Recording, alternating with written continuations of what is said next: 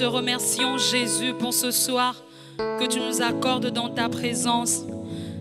Tu es le Dieu grand, tu es le Dieu tout-puissant, El Shaddai, et tu mérites la louange et la gloire de ton peuple. Nous venons te bénir en ce soir, Dieu tout-puissant. Alléluia.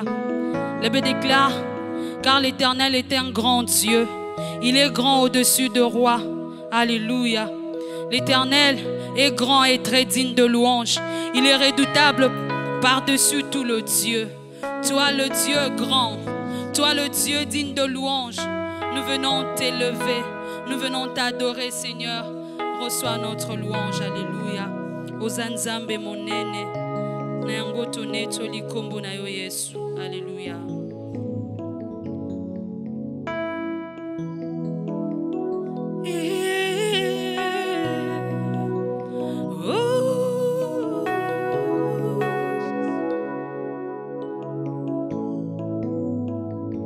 Nzambe monene atonda nangu ya abatela kanga na mipepe mabe.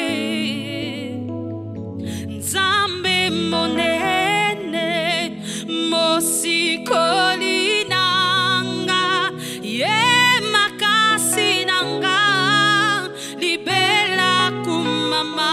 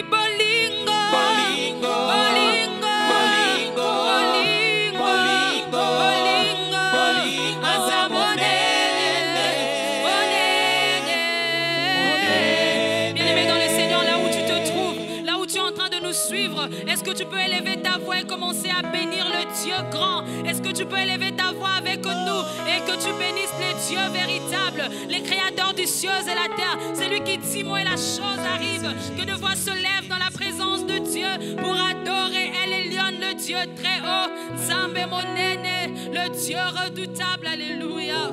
Nous te bénissons, Seigneur. Nous bénissons ton Saint-Nom, Yahweh. Nous te bénissons, Yahweh. Nous t'élèvons, Jésus, parce que tu es au-dessus de tout. Ton nom est élevé au-dessus de tout. Yahweh, tu es grand au-dessus de tout nom. Ton nom est grand au-dessus de tout nom, Jésus. Otonda nanguya, yonzambende obate la kanga, nami pepe ma benyonso. Alléluia, alléluia. C'est toi le Dieu qui me protège. C'est toi le Dieu qui me garde. Alléluia. Je me déclare celui qui demeure à l'abri du Très-Haut repose à l'ombre du Tout-Puissant. Je te bénis le Tout-Puissant. Sur qui? C'est lui sur qui je repose. C'est lui sur qui moi et ma famille nous sommes sous la protection assurée. Nous te bénissons, Seigneur. Nous te rendons grâce et nous t'adorons, Seigneur. Nous t'adorons, Yahweh. Nous t'adorons, Jésus. Nous t'adorons, le roi de rois. Nous t'adorons Jésus le prince de paix. Nous t'adorons Jésus le prince glorieux. Et nous bénissons ton saint nom parce qu'il n'y a point d'autre nom qui nous a été donné par lequel nous soyons sauvés, si ce n'est le nom de Jésus. Et nous te bénissons, le roi de rois. Roi vit pour toujours. C'est notre Dieu éternel, notre Dieu vit pour toujours. Et laisse que Jésus, tu demeures la seule raison de nos louanges. Oh, en ce soir, nous avons décidé de détourner nos regards sur cette pandémie. Nous avons décidé, Seigneur, de ne pas regarder, Seigneur, à tout ce que cette pandémie fait à toutes les nations du monde. Mais nous venons, Yahweh, regarder vers toi, Jésus, le serpent de rein que Moïse a élevé dans le désert, Seigneur. Nous venons t'adorer et nous disons que seul toi, Seigneur, demeure la seule raison de nos louanges.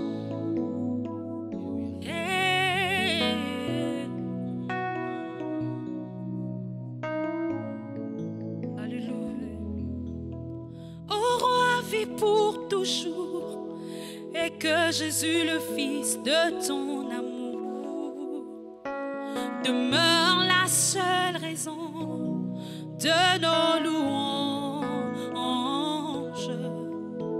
Ensemble avec les anges, dans les merveilles de racheter, chantons à l'unisson, Alléluia. Ô roi, vis pour toujours. Ô roi, vis pour toujours. Et que Jésus, le Fils de ton amour, demeure la seule raison. Demeure la seule raison de nos louanges. Ensemble avec les anges. Ensemble avec les anges. Alléluia. Dans les merveilles de racheter. Chantons à l'unisson. Chantons à l'unisson. Alléluia. Au roi, vis pour et toujours. Que Jésus, le Fils de ton amour, demeure la seule raison. Demeure la seule raison. De nos louanges. Ensemble avec les anges. Ensemble avec les anges. Et l'on a dans les merveilles de racheter. Chantons à l'unisson. Chantons à l'unisson. Alléluia. Alléluia. Ensemble avec les anges.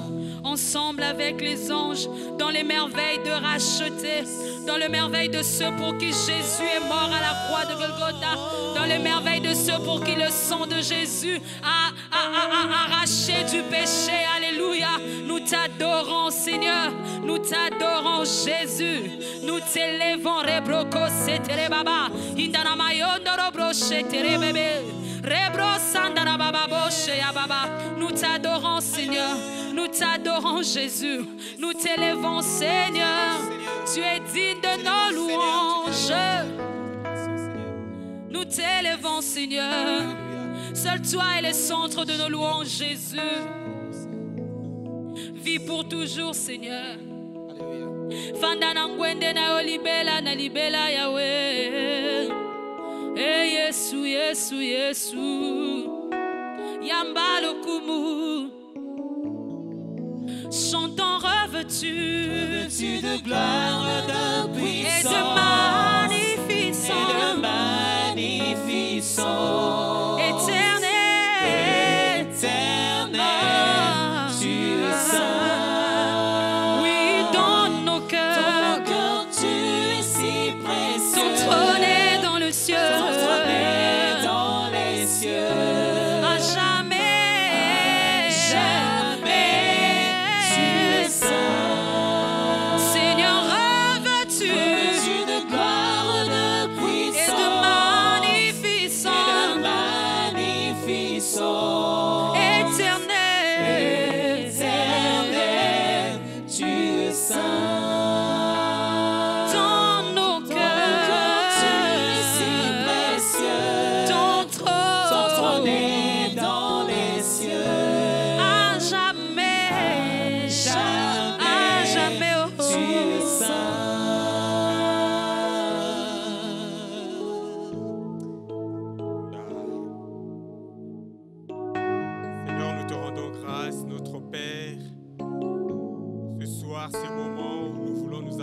de toi.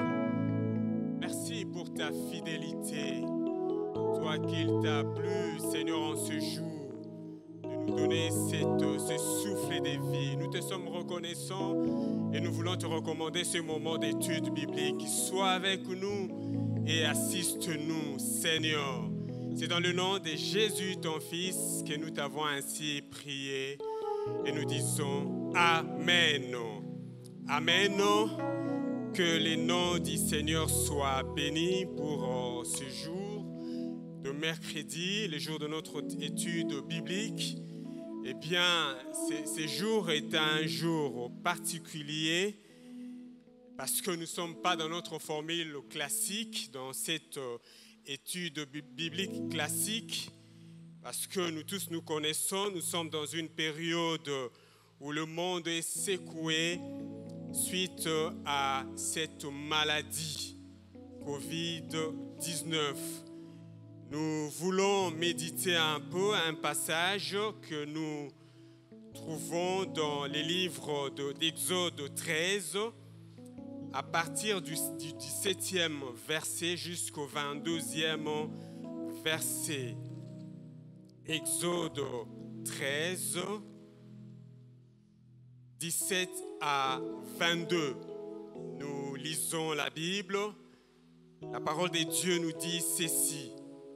Lorsque Pharaon laissa aller le peuple, Dieu ne les conduisit point par les chemins du pays de Philistins, quoique le plus proche, car Dieu dit, le peuple pourrait se repentir en voyant la guerre et retourner en Égypte. Mais Dieu fit faire au peuple un détour par les chemins du désert vers la mer Rouge. Les enfants d'Israël montèrent en armes hors du pays d'Égypte. Moïse prit avec lui les os de Joseph, car Joseph avait fait jurer les fils d'Israël en disant « Dieu vous visitera et vous ferez remonter avec vous mes os loin d'ici. » Ils partirent de Succoth et ils campèrent à Étam, à l'extrémité du désert. L'Éternel allait devant eux le jour dans une colonne de nuée pour les guider dans leur chemin et la nuit dans une colonne de feu pour les éclairer afin qu'ils marchassent jour et nuit. La colonne de nuée ne se retirait point de devant le peuple pendant le jour, ni la colonne de feu pendant la nuit. Amen. Que Dieu soit béni. Le passage ou le thème que nous voulons partager ce soir au cours de cette étude biblique, bien évidemment, c'est par rapport aussi à la situation dans laquelle nous nous trouvons. Nous sommes dans cet état ou dans ce moment où le monde parle d'un nouveau verbe, le confinement. Nous voulons aussi exhorter quelqu'un pendant ce moment au travers de ces thèmes que nous l'avons intitulé les confinements, les lieux de visitation. Amen. Alors, cette histoire que nous venons de lire, c'est une histoire que nous tous nous connaissons. C'était les enfants d'Israël lorsqu'ils étaient en esclavage en Égypte. Après avoir été laissés par Pharaon, ils ont commencé à faire leur marche. Ils ont quitté Égypte, partant de Ramsès, là où ils étaient. Ils ont quitté Succoth. Ils sont arrivés à un moment, c'était la Bible dit, à l'extrémité du désert. Avant d'atteindre le désert d'Étam, ils étaient dans la partie Étam, à l'extrémité, et c'était avant même la traversée de la mer Rouge. Et c'est pendant ce moment-là que le Seigneur a voulu faire ce que nous avons lu dans ces passages ici. Alors, nous devons comprendre que il y a plusieurs lieux que Dieu peut nous visiter. Il Il y a plusieurs lieux que Dieu peut nous visiter. Dieu peut nous visiter lorsque nous sommes sur le chemin. Dieu peut nous visiter dans notre bureau. Dieu peut nous visiter peut-être au marché, peut-être dans un lieu de travail. Dieu peut nous visiter à l'école, à l'université, partout Dieu peut nous visiter. Mais parmi ces lieux, il y a aussi un lieu où Dieu peut nous visiter. C'est aussi, par rapport à ces passages que nous venons de lire, Dieu peut nous visiter dans les déserts. Le désert, c'est un lieu où Dieu peut nous visiter. Eh bien, par rapport à ces passages que nous venons de lire, la Bible nous fait voir, lorsque les enfants d'Israël ont quitté l'Égypte, Dieu a fait marcher les enfants d'Israël, a conduit les enfants d'Israël vers un chemin. Et il n'a pas voulu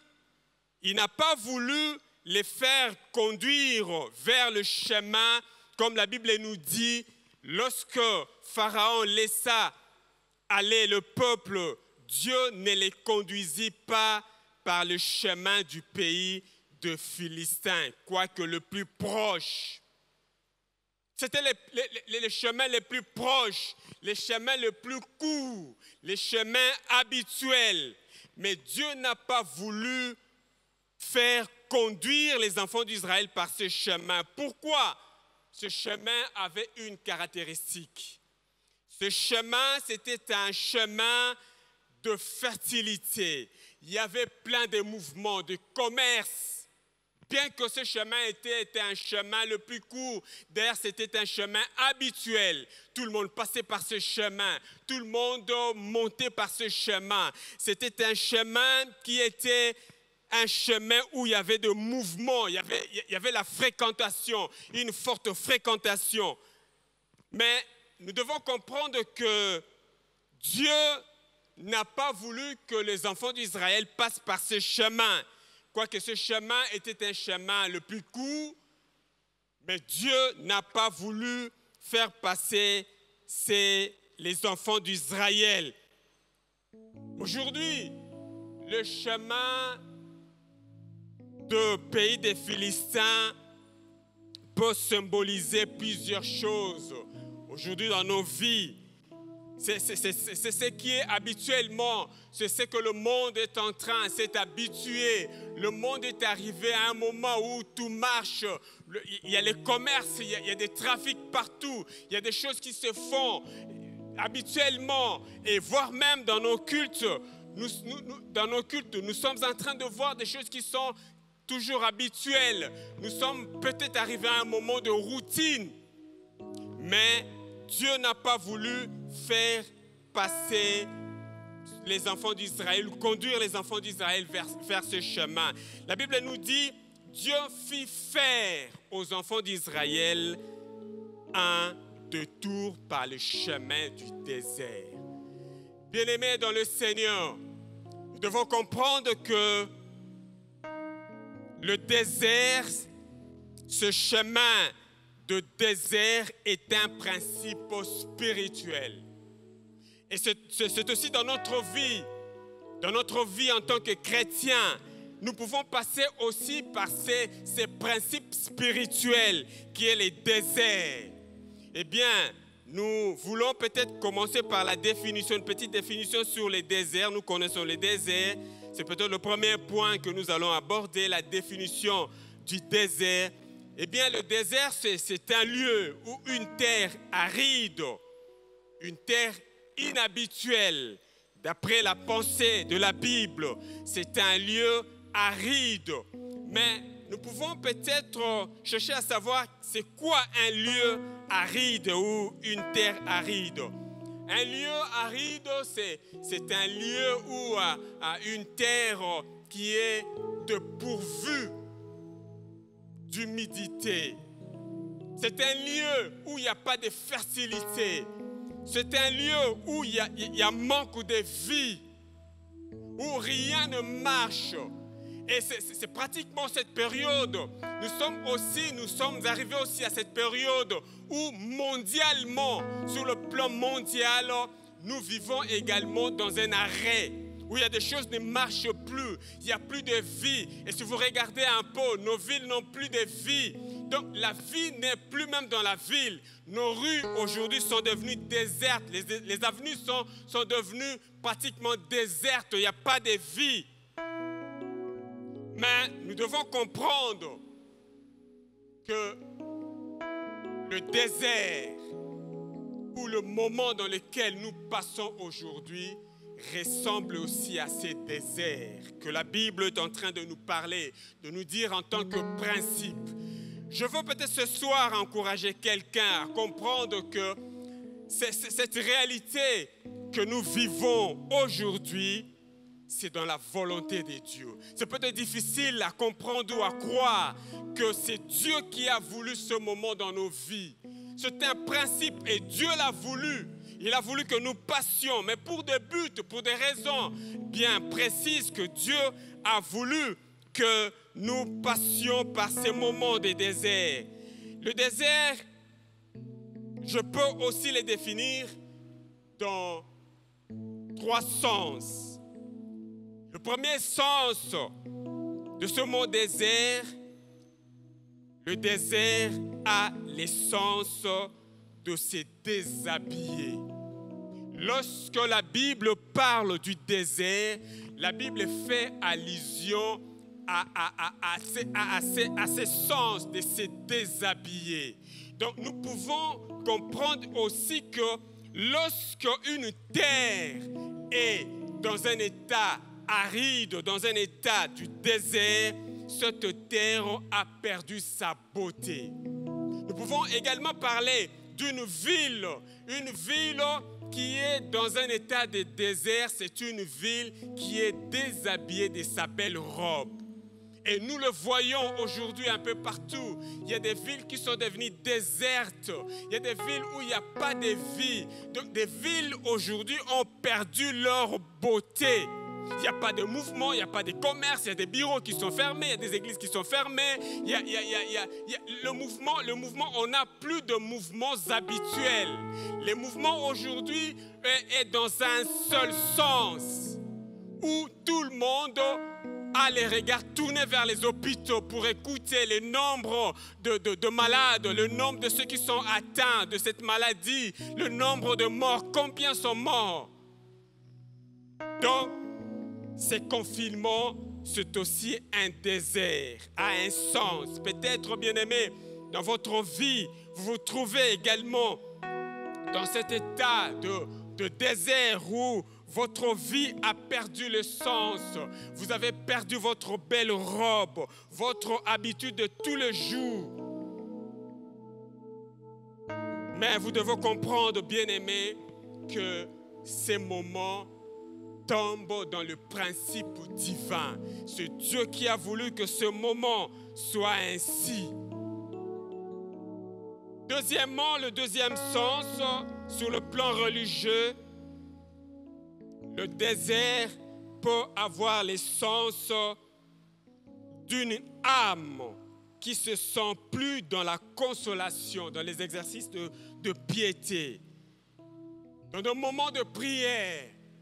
Peut-être pour vous, ce moment, ou même pour l'Église, et d'ailleurs je m'adresse à l'Église aujourd'hui, ce soir, que l'Église aujourd'hui est arrivée à ce moment où l'Église n'a plus ses exercices habituels, de moments de prière, de moments de chant, de louange, et tout est arrêté. Donc il y a une sorte de désert. Et quelquefois, il y a des âmes qui étaient satisfaites pendant ce moment de prière, de moment de rassemblement, lorsqu'on est ensemble avec de frères et sœurs en train de chanter, de bénir le Seigneur. Mais ce moment nous manque ou manque aujourd'hui l'Église. C'est aussi un moment de désert. Mais je veux vous dire que ce moment pour l'Église, étant un principe spirituel, ce moment doit être pour vous, Église, un moment de recueillement. Le désert a aussi l'essence, une dimension cachée. Nous devons comprendre que les déserts que nous comparons aujourd'hui avec les confinements, le désert a aussi cette dimension cachée. D'ailleurs, cette dimension, c'est la dimension la plus meilleure, c'est le sens le plus meilleur que nous devons profiter pendant ce moment de confinement. Le désert a l'essence de dénuder, c'est-à-dire de dégarnir.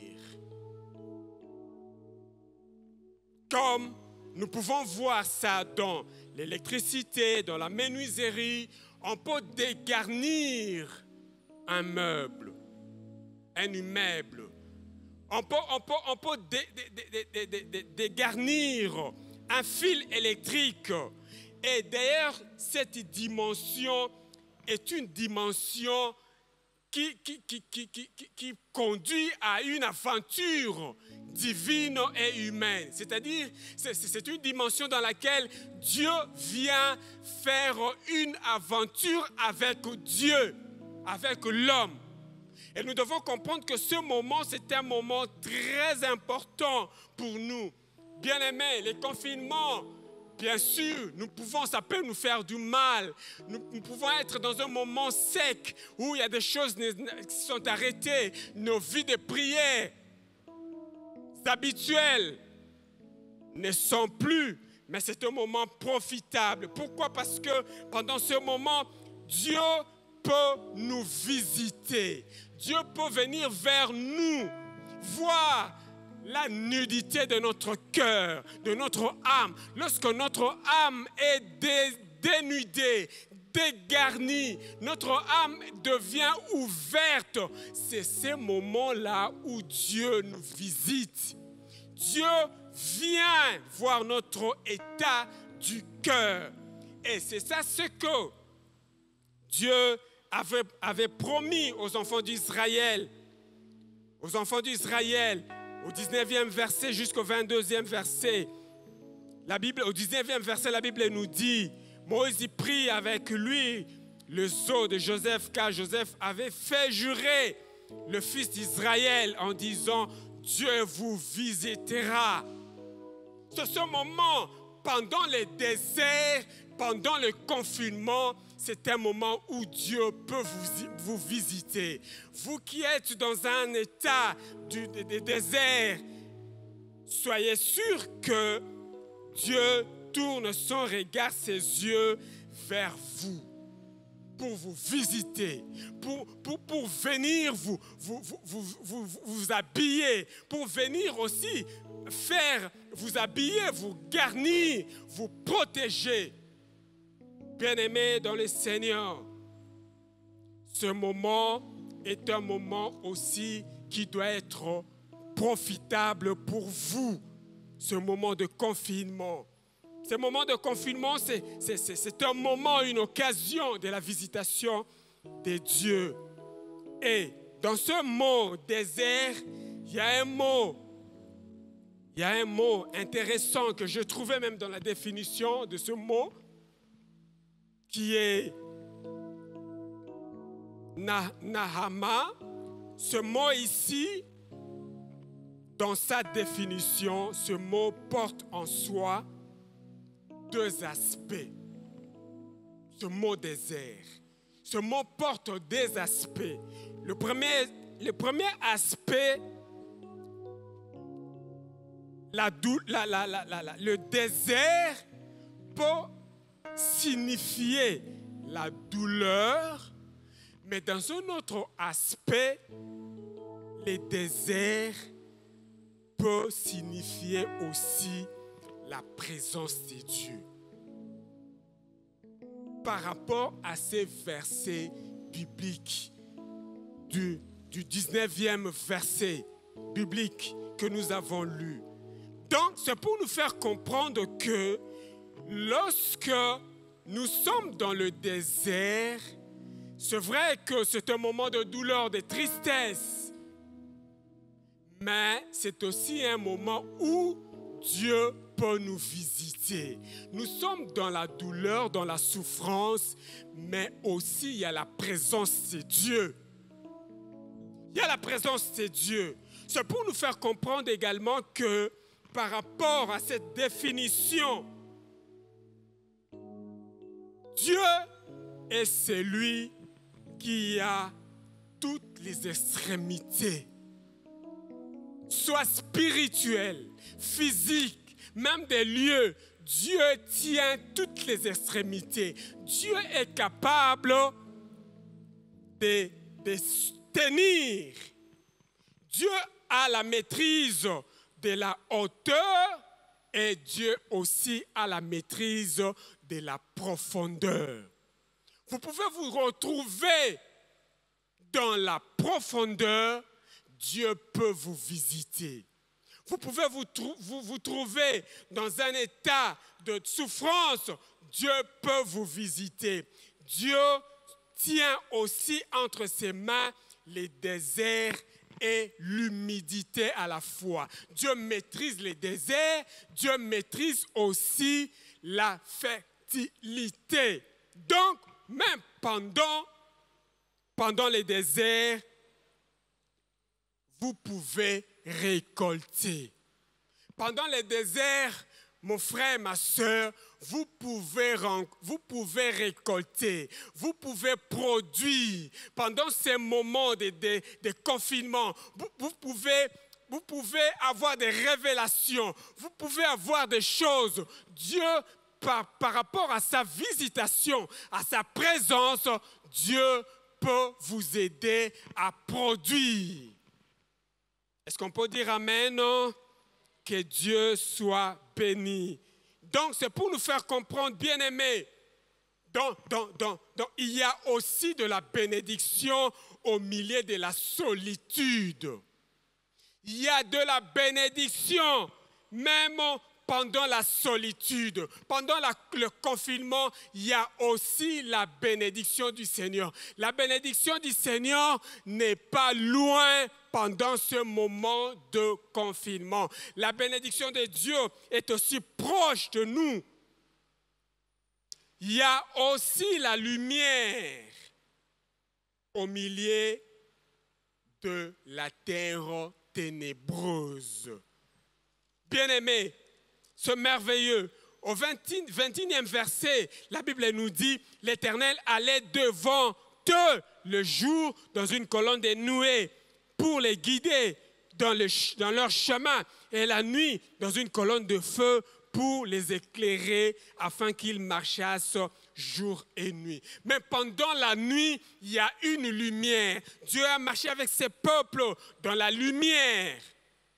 Ils ont traversé les déserts. Pendant la nuit, Dieu les éclairait par sa lumière. Bien-aimés, même pendant votre nuit, vous devez savoir que la lumière de Dieu est proche de vous. Mais peut-être nous pouvons nous poser, pourquoi Dieu a permis les déserts? Bien, il y a deux raisons pour lesquelles Dieu a permis les déserts. La première raison, Dieu a fait éviter les enfants d'Israël ce chemin habituel, ce chemin qui conduisait vers le pays des Philistins. C'est pour cette raison. Dieu connaissait bien les enfants d'Israël bien-aimés. La Bible nous dit que de peur, parce que ce peuple philistin était un peuple guerrier. La Bible nous dit, souvenons-nous même de Goliath, la Bible nous dit dans 1 Samuel 17, 33, que ce peuple était un peuple habitué à la guerre. Goliath est né avec la guerre. Il s'est exercé à la guerre depuis sa naissance. Voilà pourquoi Dieu n'a pas voulu faire passer les enfants d'Israël par ce chemin. Eux qui venaient de sortir nouvellement, ils n'avaient pas encore une expérience sur la guerre, sur les armes. Voilà pourquoi Dieu les a fait éviter ce chemin. Et la deuxième raison, c'était pour préserver la foi des enfants d'Israël. Les enfants d'Israël qui venaient d'être sauvés, Dieu a voulu également préserver leur foi. Bien-aimés, il n'y a pas seulement cette pandémie que nous appelons aujourd'hui coronavirus, mais il y a aussi les péchés. Le péché qui prend aujourd'hui cette forme pandémique dans le monde. Il y a les péchés partout. Et voilà pourquoi Dieu a préservé la foi des enfants d'Israël. Dieu a permis ce moment de confinement, peut-être pour vous préserver votre foi. Dieu ne veut pas que votre foi faille ou tombe. Il y a l'abomination. Nous avons vu dans les rues des villes et tout ce qui s'est passé dans le monde. Mais Dieu a voulu nous faire passer par ces moments de confinement pour nous préserver de cette maladie qui est le péché, de cette abomination, de cette maladie qui est aujourd'hui une pandémie dans le monde. Le péché ravage. Le péché ravage. Bien-aimés, nous sommes à la fin, mais nous voulons voir quelques petites choses. Y a-t-il une relation entre les confinements ou les déserts? Est-ce qu'il y a-t-il une relation? Bien-aimés, en tant qu'un principe spirituel, les déserts ont une relation. Et ce confinement aussi a une relation avec Dieu lui-même, avec la gloire de Dieu. Pendant ce moment, nous pouvons retourner vers Dieu. Pendant ce moment, nous pouvons voir la face de Dieu. Pendant ce moment, nous pouvons voir la face de Dieu. Voilà pourquoi, bien-aimés, peut-être même pendant ce petit moment d'étude biblique, je ne sais peut-être pas là où vous étiez, vous pouvez vous recueillir, vous tourner un peu pendant ce petit moment devant le Seigneur, afin que vous vous tourniez vers Dieu pour que Dieu vous visite, Dieu vous parle, pour que vous voyez la gloire de Dieu. Voilà la relation que nous pouvons faire aujourd'hui entre le confinement et Dieu. Le confinement peut nous aider à aller vers Dieu. Est-ce que nous pouvons nous baisser dans la prière et nous recommander et prier le Seigneur? Alléluia. Alléluia.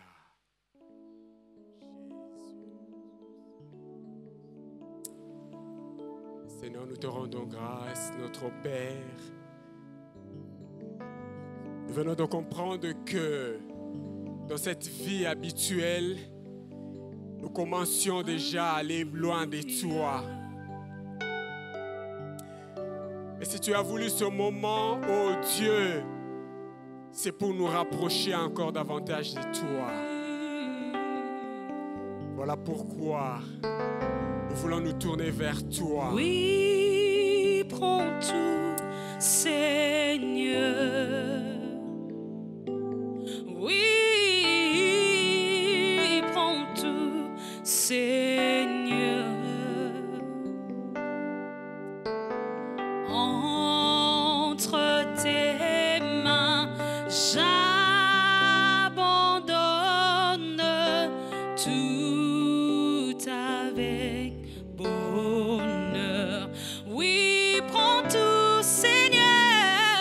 Oui, prends tout, Seigneur. Prends tout, Seigneur. Oui, prends tout, Seigneur. Entre tes mains, entre tes mains, J'abandonne tout avec bonheur. nyonso, nyonso mpona yo, nyonso mpona yo. Kolo Yesu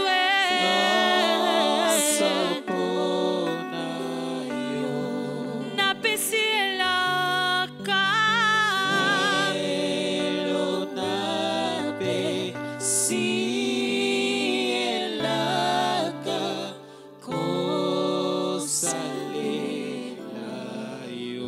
Est-ce que vous pouvez dire, je prends un engagement ce soir de me tourner vers toi. Je veux demander à celui qui, après avoir écouté cette parole, qui a compris que son cœur était dans la douleur, malgré tout ce que, pendant ce moment, son cœur était loin de Dieu, dans la souffrance. Vous vous posiez des questions, mais comment faire? Et votre cœur allait de plus en plus loin de Dieu. Est-ce que vous ne pouvez pas prendre une décision et dire, Seigneur, je prends cet engagement de me tourner vers toi ce soir. Seigneur, que tu prennes tout ce qui est à moi. Sois oignon Zakatinangai, sois oignon, même pendant ce moment, que ce moment soit un moment bénéfique pour moi, que je puisse te chercher, que je puisse te chercher ta face pendant ce moment. Alléluia. Oh Seigneur, Seigneur, si tu peux écouter, Seigneur, ces prières. Je te prie, Seigneur, oh Dieu, de pouvoir, Seigneur, oh Dieu, prendre tous ces cœurs, Seigneur, qui ont coupé des habitudes, qui sont dans un moment de désert pendant ce temps de confinement. Seigneur, oh Dieu, merci de nous avoir acceptés ce soir. Nous te rendons grâce, nous te bénissons parce que tu es fidèle. Toi qui n'abandonnes pas celui qui vient près de toi. Reçois, Seigneur, notre prière. Alléluia. Seigneur, nous recommandons sous ta grâce et reçois l'honneur et la gloire. Au nom de Jésus, que nous t'avons ainsi prié. Amen. Amen. Nous vous disons merci de nous avoir suivis. Eh bien, comme vous êtes toujours à la maison, restez à la maison, mais suivez-nous selon nos programmes. Nous sommes là le mercredi à 17h et les vendredis à 17h et les dimanches à 10h. Vous pouvez nous suivre même sur notre page Facebook, Centre évangélique La Trinité, et nous sommes sur YouTube dans notre adresse YouTube Trinité TV. Que Dieu vous bénisse. Amen.